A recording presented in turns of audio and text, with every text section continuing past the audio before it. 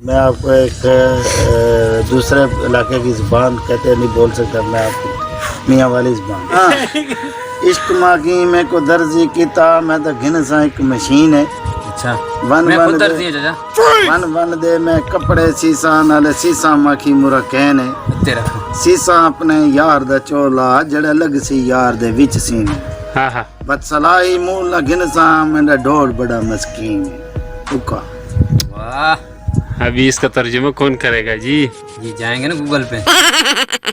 देखो वो कहता है कि मैंने इश्क लग गया, रोग लग गया, ठीक तो मैं टेलर हूँ, मैं टेलरिंग कर रहा हूँ, तो मैं अपने प्यारे दोस्त का एक कपड़ों का जोड़ा बनाऊंगा। चोला कहते हैं कमीज को। सही है, मैं हम सुनी कमीज, मिल गए हाँ कमीज बनाऊंगा तो ऐसी लगेगी मेरे यार दे विच सीने, मतलब उसको पसंद आएगी। ठीक है, सही है। सलाही मूल ना गिनसा, मैं उसको लोग का पैसे ना गिनना, बिल्कुल ही मैं प्यार ना बनावांगा, प्यार ना उसको तोहफा देवांगा। सलाही मत मूल ना गिनसा क्योंकि मेरा ढोल बड़ा मस्कीन है। मिस्कीन है। वाह वाह वाह चाचा वाह। आज है हाँ